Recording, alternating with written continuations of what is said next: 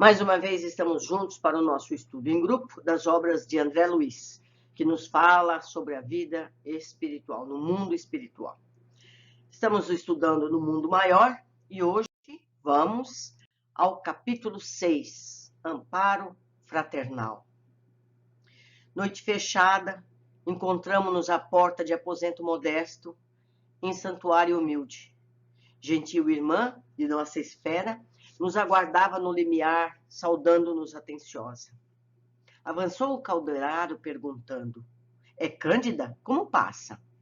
Muito bem, deve estar conosco em definitivo amanhã à noite. Irmã Cipriana recomendou-me vigiá-la para que o desenlace se realize placidamente. Creio que nossa desvelada amiga já poderia ter vindo. No entanto, ao que parece, a filhinha que deixará na crosta reclama certas providências. Entramos. No leito, uma senhora prematuramente envelhecida aguardava a morte. Na fisionomia, os fenômenos de extinção do tônus vital eram visíveis. Cândida, a irmã que nos merecia tanto carinho, prendia-se ainda ao corpo através de fios muito frágeis.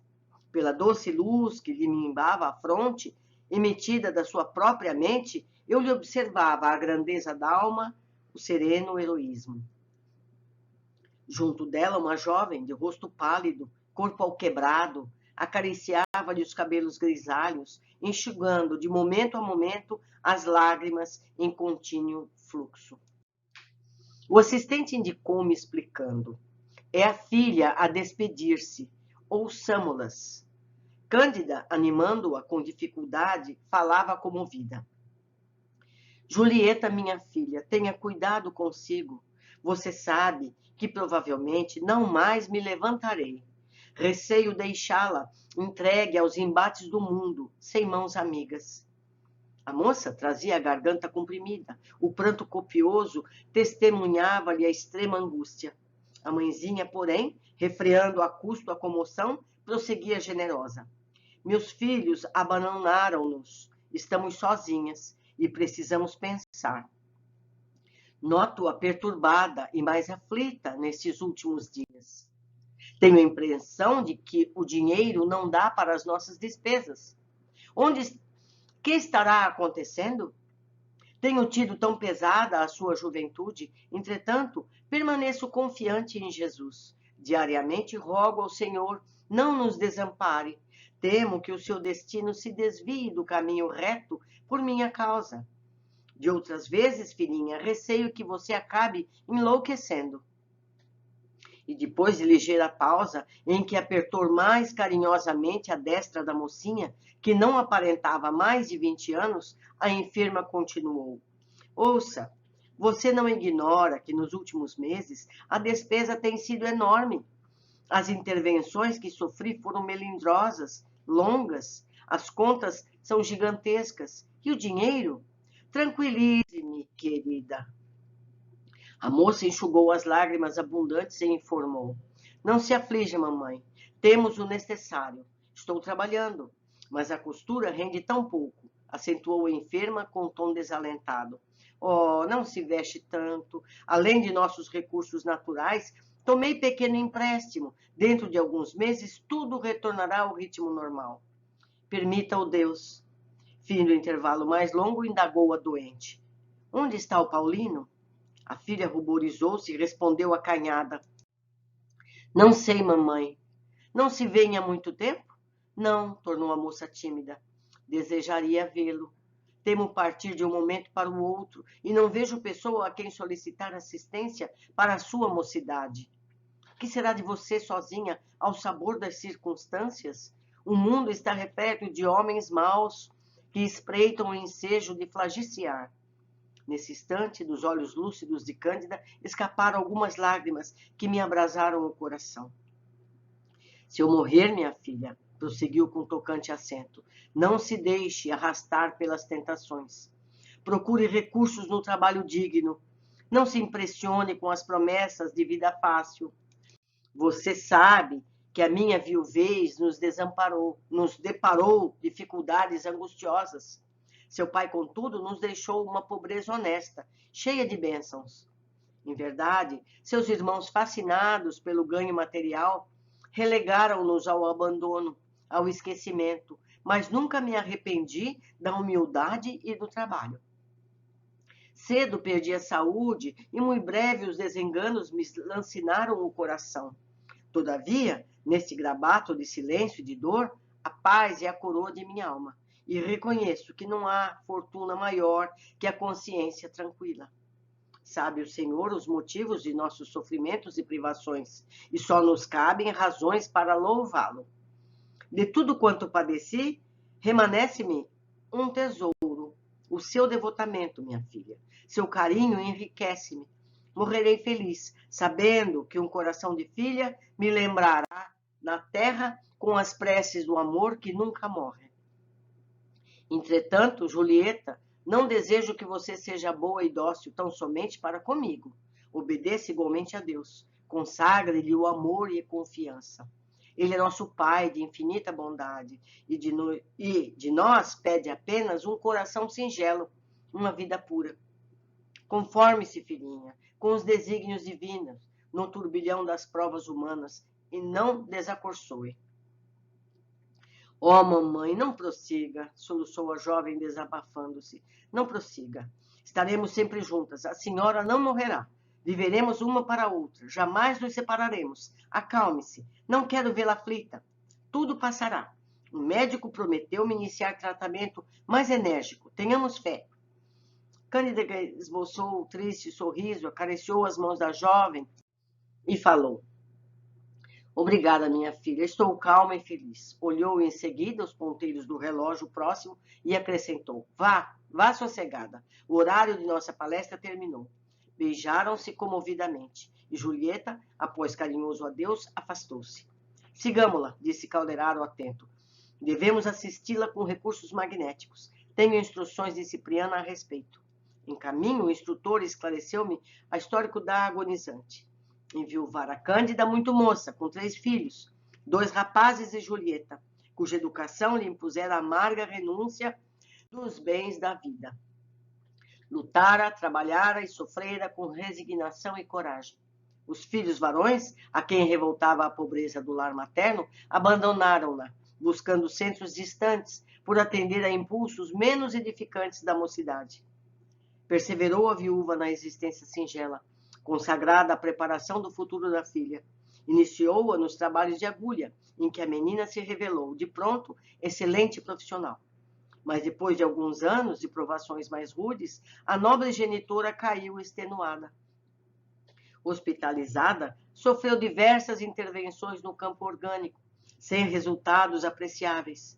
Tão aflitiva lhe tornou a situação que o recolhimento à casa de saúde já se alongava por 10 arrastados meses. A princípio, por si só, Julieta conseguiu satisfazer as exigências financeiras. Com o escoar do tempo, viveu, porém, a pobrezinha duelo tremendo entre a necessidade e o esgotamento. Exaustas as possibilidades de que dispunha, recorreu a parentes que se esquivavam, cautelosos, apelou para amigos que se mostraram indiferentes. As despesas, no entanto, cresciam sempre, implacáveis. A costura não lhe oferecia a compensação necessária. Visitava a mãezinha diariamente, ao crepúsculo, pondo-se a par da situação cada vez mais grave. Louca de angústia, bateu a todas as portas e todas as portas permaneceram seladas. Incapaz de percrustar aquela situação, em toda a sua profundeza, com a genitora que, naturalmente, não lhe desejava um sacrifício, cedeu Julieta a insidioso convite. Passou a valer-se da noite, a fim de trabalhar numa casa de diversões, com o intuito exclusivo de agenciar mais dinheiro. Cantaria, dançaria, melhorando a receita. Desde então, passou a representar o papel de uma ovelha assediada por feras, e por mais que resistisse às solicitações dos sentidos, em dada circunstância, não logrou furtar-se ao império das sensações. Atraída pelas propostas de um homem, aquele mesmo Paulino, a quem a mãe se referira, não teve forças para resistir. Aceitou-lhe a proteção prematura. abandonou a máquina de costura e mudou-se do modesto quarto em que penosamente vivia. Fixou-se então no centro de diversões noturnas e, se comparecia aos outros lugares, era sempre acompanhada por ele, interessado em tirar-lhe proveito da mocidade e beleza, qual cavalheiro vaidoso a ostentar uma joia. Julieta, no entanto, ocultava a realidade aos olhos maternos. Vestia-se com singeleza para a visita diária, e quando se fez acompanhar de Paulino, pela primeira vez no hospital, apresentou-o a Cândida na qualidade de simples amigo. As aflições sucessivas da menina alteraram-lhe, porém, a saúde. Achava-se extenuada, doente, recordando os exemplos maternos, experimentava atrozes perturbações conscienciais. Os prazeres fáceis não lhe amainavam o coração sensível e afetuoso. O dinheiro abundante não lograva atenuar-lhe o desalento.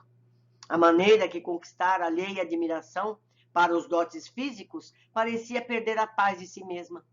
Presa de incoercíveis abatimentos, passava os dias e as noites sob os fortes atritos da própria razão. Por que não persistira na vida modesta até o fim? Como não se confessar à mãezinha, obtendo-lhe a precisa orientação? Por outro lado, sentia-se desculpada. Precisava da cooperação financeira de Paulino para socorrer aquela que lhe dera o ser. Buscara recursos em todas as fontes que lhe pareceram limpas e acessíveis, e todas as mãos permaneciam cerradas aos seus rogos. Mas estaria procedendo com acerto? Não sentia coragem para tornar a oração de outros tempos. Debatia-se-lhe a mente, angustiada, entre as exigências do mundo material e as impiedosas postulações do espírito. No entanto, concluiu Calderaro atencioso, as preces maternas acompanhavam-na através do escabroso caminho. E Cândida não tem sofrido em vão, colaboradora fiel de muitos serviços e credora de muitas bênçãos. Depois de inteirar-se daquele drama comum a várias mulheres jovens dos nossos dias, seguia o orientador até o aposento em que Julieta lhe receberia o socorro, a organização psíquica em desvario. Rememorando as palavras ouvidas dos lábios maternos, acolheu-lhe a jovem num divã, em pranto convulsivo. Torturantes pensamentos se lhe entrechocavam no cérebro enfermo. Vibrações pesadas, caracterizando-se pela cor muito escura, desciam-lhe da fronte e fixavam-se no aparelho respiratório. Represavam-se na pleura, invadiam os alvéolos e dali passavam ao coração, influenciando as trocas sanguíneas, momento em que a substância fluídica das emissões mentais se esvaecia, absorvida pelas artérias. Notei, porém, que esse material, oriundo da mente perturbada, imprimindo-se no mecanismo fisiológico, era assimilado pelo sangue, que, a seu turno, o restituía ao cérebro físico, acumulando-se em todas as zonas deste, mais próximas da substância cinzenta. Reparava, por isso, na jovem, tão somente os olhos rubros e túrgidos de chorar, mas também os pródromos dos mais sérios distúrbios orgânicos. Identificando as manifestas perturbações no cérebro e no bulbo raquiano, encarei o meu orientador e perguntei: não estaremos aqui ante a misteriosa origem da encefalite letárgica? Muito mais do que isso, respondeu Calderaro sorrindo.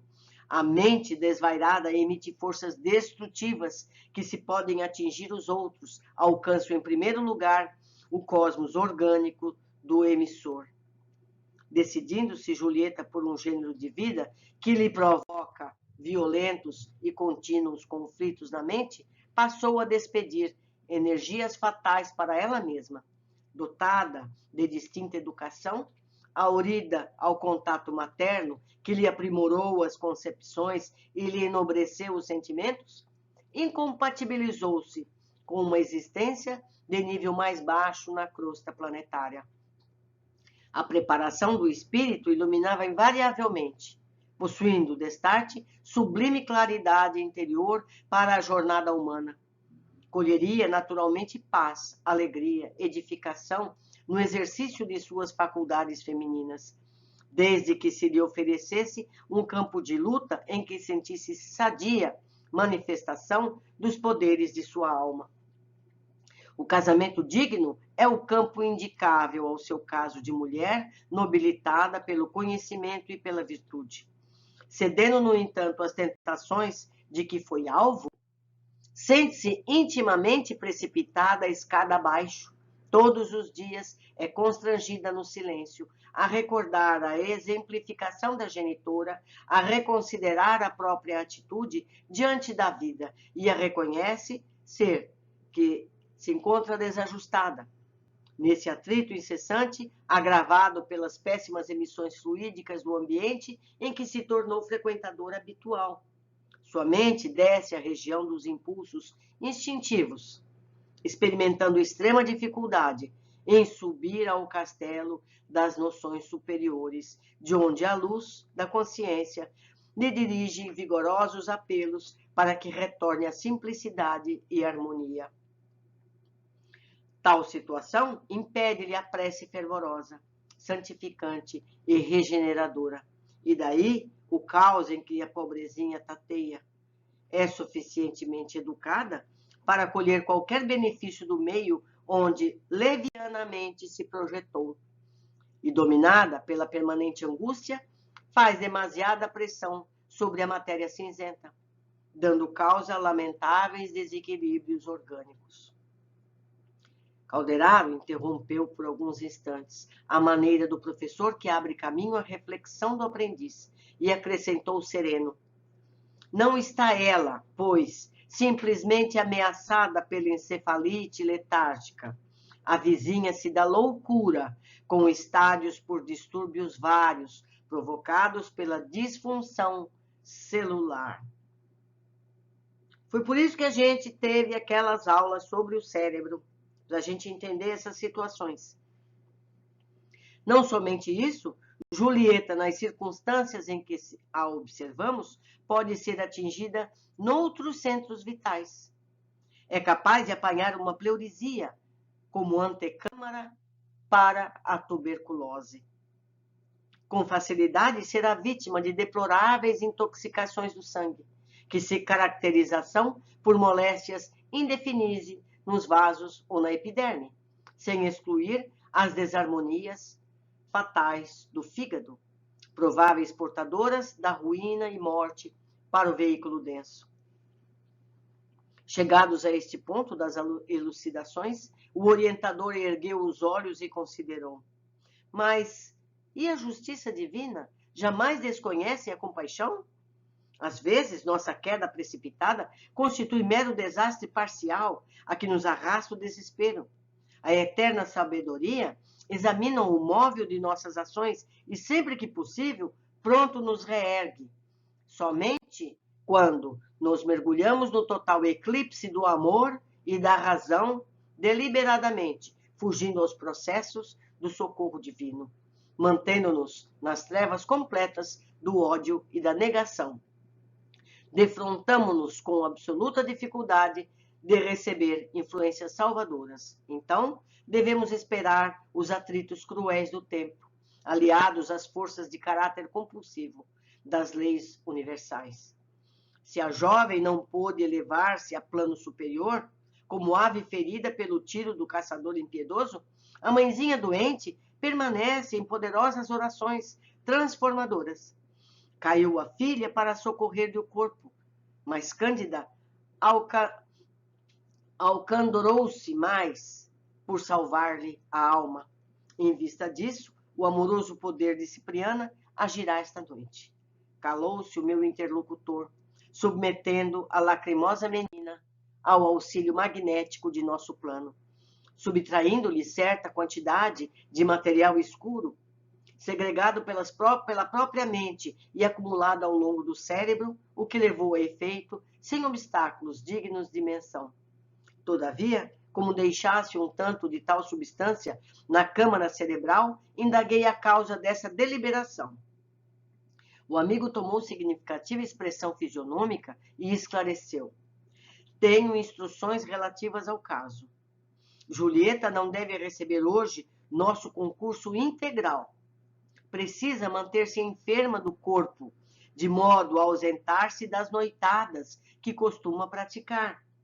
Em breves horas, será conduzida junto de Paulino, em espírito, ao quarto de Cândida, onde a irmã Cipriana pretende dirigir-se a ele, valendo-se das breves horas de desprendimento parcial pelo sono. Compreendi tudo e mais uma vez admirei a ordem imanamente da esfera do espírito. Em seguida, conduziu-me Calderaro ao serviço de assistência a um irmão sofredor, cujo caso examinaremos no próximo capítulo, a fim de não perdermos o fio do processo de auxílio a Julieta. Por volta das 2 horas, em plena madrugada, regressou comigo o instrutor ao modesto aposento de Cândida. Está fora do mirrado invólucro material. Repousava nos braços de Cipriana, que lhe afagava a fronte com ternura de mãe. A doente, gozando extrema lucidez, fora do campo fisiológico, respondeu-nos as saudações, tranquila e feliz. Outros amigos conservavam-se ao lado dela, reconfortando-a para o transe definitivo. Permutávamos impressões, prazerosamente, quando 2 irmãos de nosso plano penetraram o quarto, conduzindo Julieta e um cavalheiro, que identifiquei por intuição. Confirmou Calderaro, esclarecendo: é Paulino, que vem ouvir-nos. Diante de Cipriana, que sustentava a enferma nos braços carinhosos, ajoelharam-se ambos instintivamente, chorando comovidos, ajudados pela existência magnética dos mensageiros que os traziam até nós. Contemplavam-nos a todos sobre forte admiração, revelando, porém, notar que a luz de nossa benemérita instrutora lhes reclamava a atenção maior. Sentiam-se humilhados e aflitos, reconheciam ali a presença de alguma coisa de poder celestial. Mantinham-se confundidos e em lágrimas quando Cipriana se dirigiu ao moço de maneira particular. Paulino, falo-te em nome da divina justiça, que o Senhor te abençoe, a fim de que nos ouças com os ouvidos da razão. Escuta, não supões Julieta digna do teu braço vigoroso e trabalhador para a jornada terrestre? Que fazes da mocidade? Uma simples aventura dos sentidos? Não interpretas a experiência humana como estrada preparatória da eternidade? Que juízo fazes da vida dos seus sublimes dons? Não partilhes o ingrato labor dos nossos irmãos menos esclarecidos, que pretendem converter a mulher numa cobaia infeliz para o jogo dos sentidos. Dignifica a tua existência de homem, honrando o sacerdócio feminino. Renasceste na terra, guardado por seu devotamento crescente sob os cuidados maternos, e encontrarás ainda na mulher o vaso dileto para os teus sonhos de paternidade criadora. Por que persistir no vaidoso domínio de uma criança pobre por mero impulso de egoísmo e de ostentação? Não te confrange contemplar a prolongada aflição de Cândida, atormentada por atroz pesadelo, ante a incerteza dolorosa do porvir da filha? Desperta para os teus compromissos de natureza superior. Não viesse ao mundo simplesmente para gozar. A existência terrestre, meu amigo, é abençoado colégio da iluminação renovadora. Que motivos te impelem a um condenável procedimento? És bom e útil, inteligente e nobre. Por que te furtas a responsabilidade santificante? Nesse momento, Paulino, que chorava sob inopitável comoção, não falou, mas emitiu pensamentos que se fizeram claros para nós. Não hesitaria quanto ao casamento, ponderava, raciocinando. Todavia, encontrar a Julieta fora do santuário doméstico, conhecê-la num círculo de pessoas menos responsáveis, em clima de sugestões que não convidavam à elevação espiritual. Não seria prudente defender-se? Não lhe constituía obrigação organizar o matrimônio em bases mais sólidas? Aproximara-se da jovem num clube noturno. Encontrava-a sem lar. A irmã Cipriana alcançou-lhe as ponderações, porque tornou firme após ligeira pausa. Perante o teu critério de homem de bem, as aflições de Julieta a tornam credora de maior amparo. A pobrezinha não procurou uma casa de entretenimentos menos dignos, alimentando segundo as intenções. Não lhe conheces, porventura, as preocupações absorventes de filha dedicada? Não sabe que os seus pés ali buscavam trabalho e arrimo, proteção e recurso? Enquanto diligenciavas mera distração para a mente ociosa, Julieta vivia humilhações, tentando ganhar o remédio necessário à mãezinha enferma. Como absolver a ti mesmo e condená-la? Com que direito chasqueaste a respeitabilidade de uma jovem que visava a tão sagrados objetivos? Haverá vileza no sol quando seus raios incidem no pântano? Será culpado o lírio que adeça um cadáver? Paulino, sacode a consciência atormentada pelas facilidades humanas. Ainda não sofreste quanto devias para santificar e amar a vida? Não desprezes o ensejo que te oferece. Coopera no resgate da jovem mulher que não te surgiu no caminho por mero acaso. O amor e a confiança não constituem obras de improviso. Nascem sobre a bênção divina, crescem com a luta e consolidam-se nos séculos. A simpatia, no mais das vezes, é a realização de milênios. Não te aproximarias de Julieta com tamanho apego se ela já não figurasse em teu pretérito espiritual.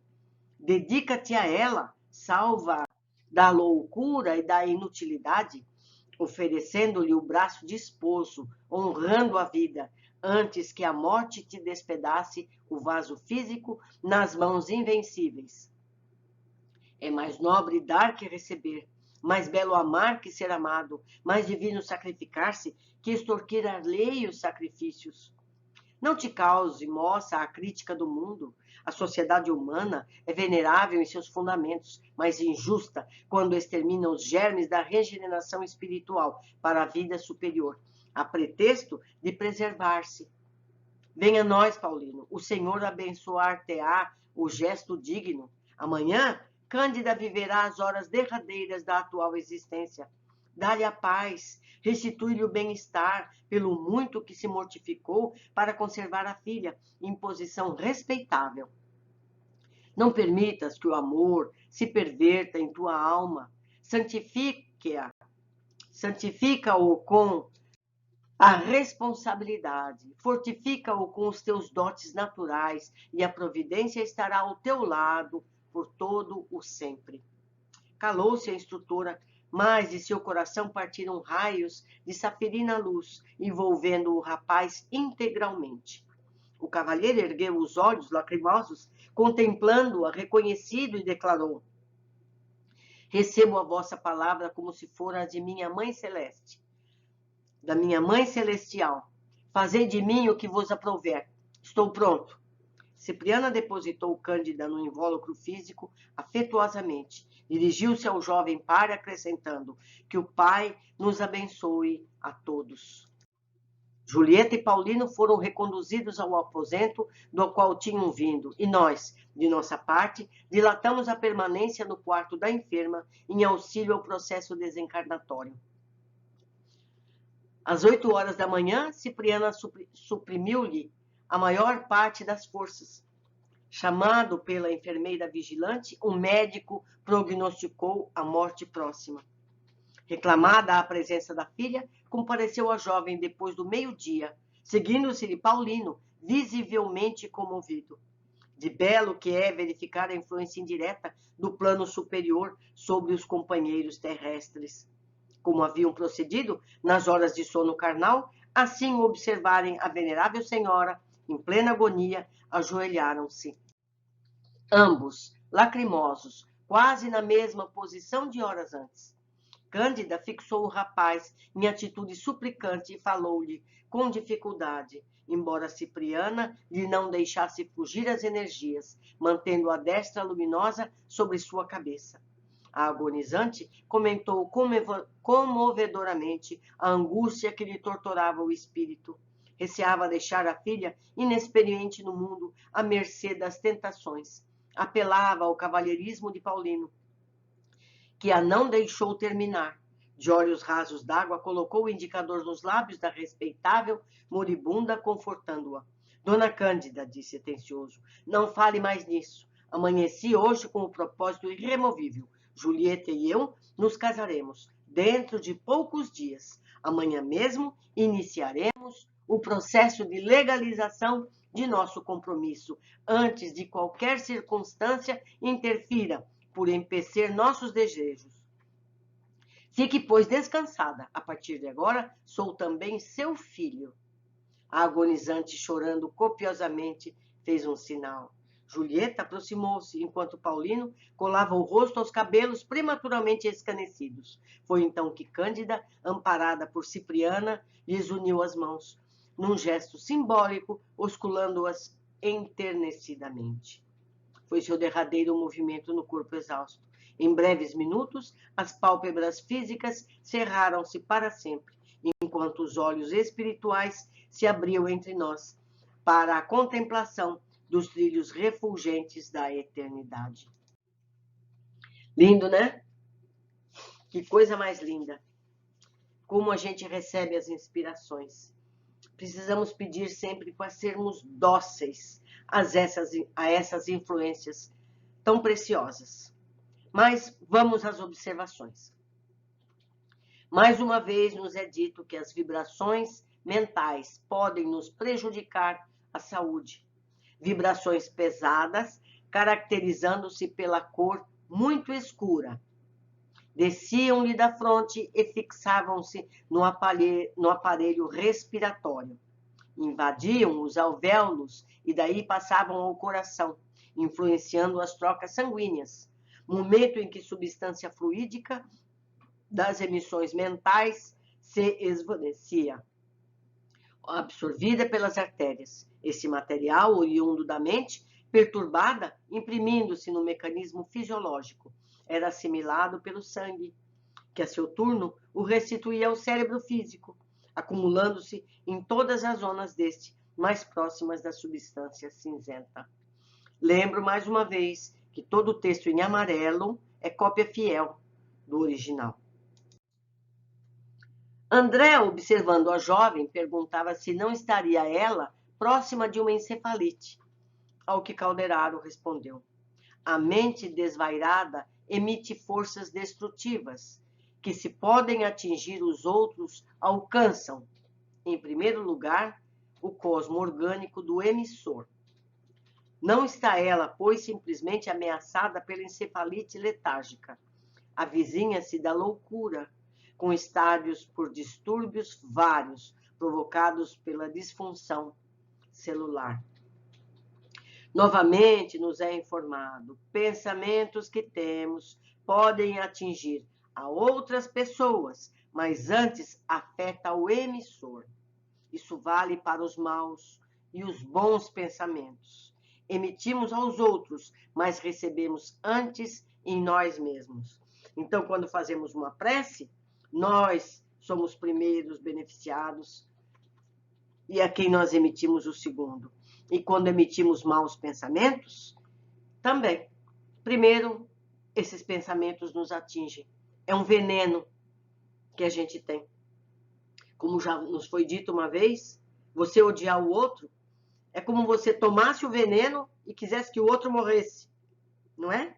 Começa pela gente. 3.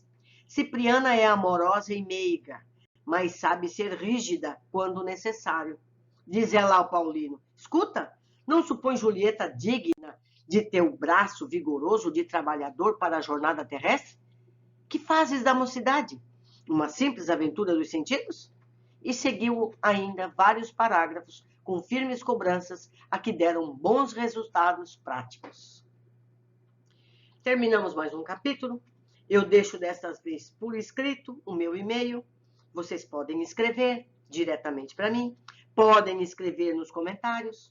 Eu estarei sempre pronta para responder, trocar ideias, corrigir falhas que eu tenha tido, porque afinal é um estudo em grupo. Eu dependo de vocês para ter um grupo. Um grande abraço, até o nosso próximo capítulo.